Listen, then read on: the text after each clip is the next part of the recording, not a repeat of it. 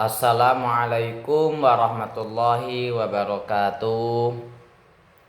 Teman-teman sekalian dimanapun Anda berada, semoga sehat selalu dan puasanya lancar, amin.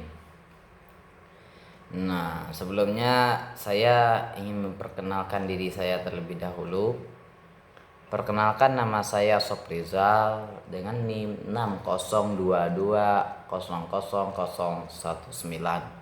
Saya seorang mahasiswa di Universitas Islam Negeri Sultan Toha Saifuddin Jambi di Fakultas Dakwah di jurusan Komunikasi Penyiaran Islam.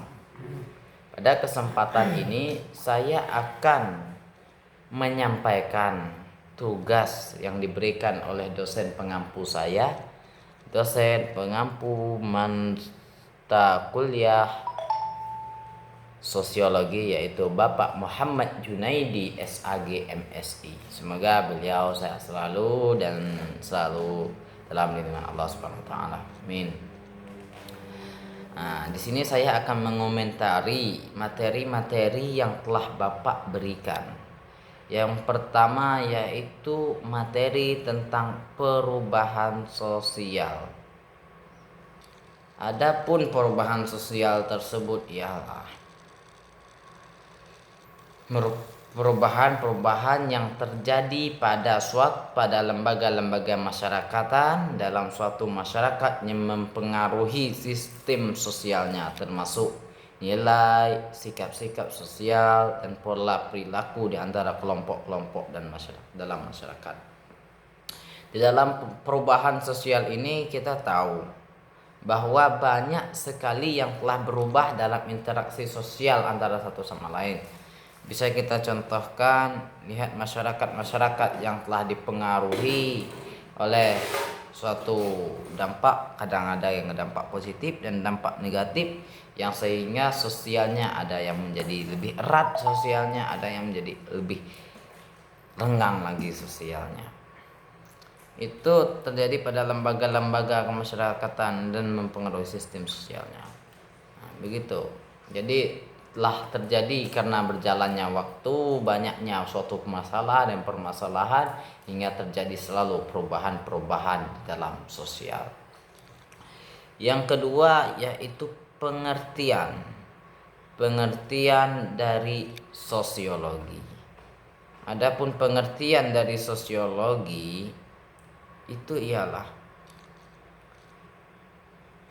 ilmu yang menceritakan, yang membahas tentang aspek dalam masyarakat serta pengaruhnya bagi kehidupan manusia. Nah, jadi pengertian sosiologi itu adalah suatu ilmu yang mana ilmu itu membahas suatu masyarakat, tentang aspek dalam masyarakat, apa saja yang ada dalam masyarakat maupun pengaruh atau apa yang masuk dalam masyarakat itu dijelaskan di dalam sosiologi.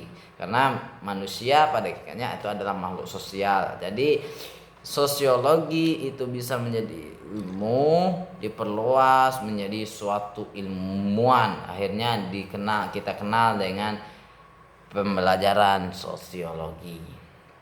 Lalu judul selanjutnya yaitu stratifikasi sosial.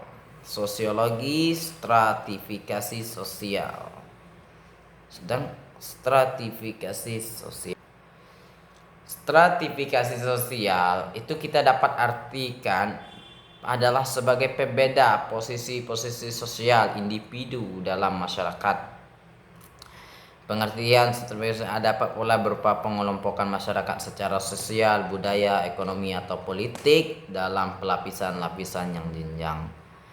Jadi kita ada perbedaan antara satu individu dengan individu lainnya. Misalnya ya kadang ada kita berbeda maupun beda ya sosialnya kan, budaya, ekonomi, atau politik, kita berbeda-beda karakter dan juga pemikiran-pemikiran kita berbeda-beda.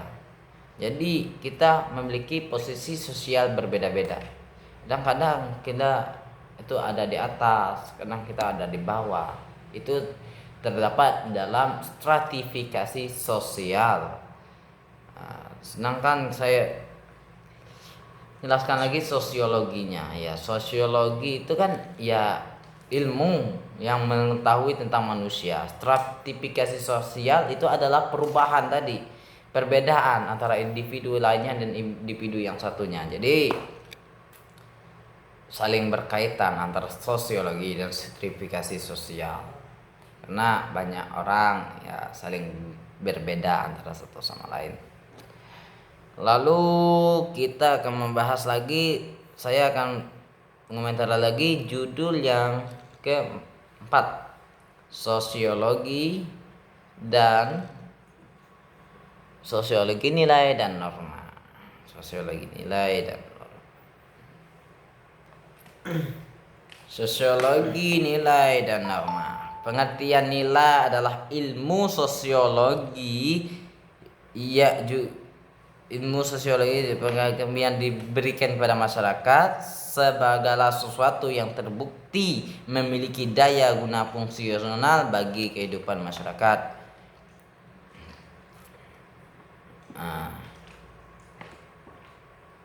Norma sosialnya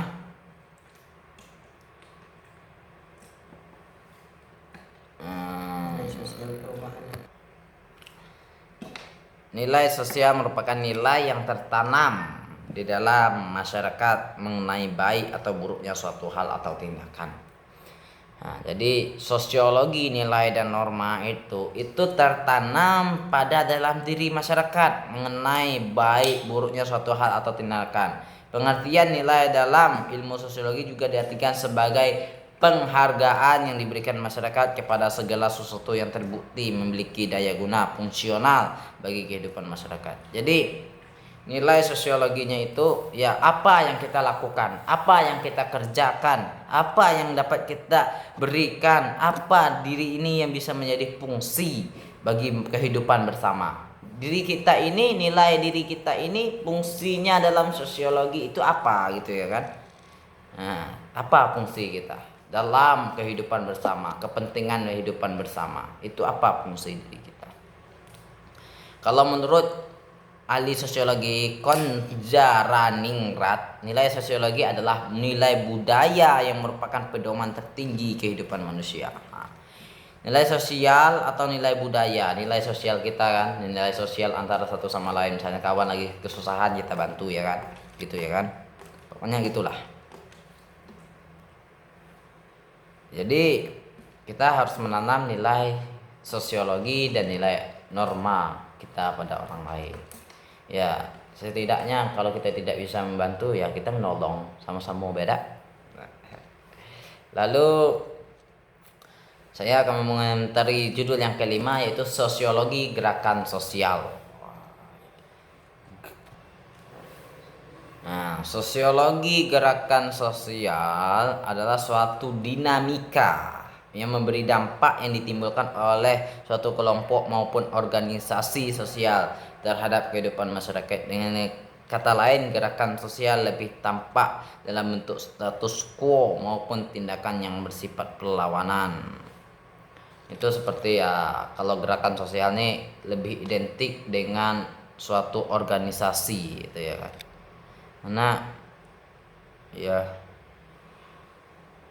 Karena manusia ini ya saling menguntungkan antara satu sama lain. Jadi kelompok itu kan, itu membuat suatu gerakan, misalnya kita mau menolak sesuatu atau ada sekitar suatu, jadi terjadi maupun masuk dalam organisasi yang mungkin itulah yang dapat saya sampaikan. Jika masih banyak kekurangan, saya mohon maaf karena saya masih manusia yang tak luput dari kata salah dan khilaf. Wabillahi taufiq wal hidayah, semoga ada manfaatnya. Kalau tidak ada manfaatnya, semoga dijadikan ada manfaatnya. Wabillahi taufiq dunia. Assalamualaikum warahmatullahi wabarakatuh.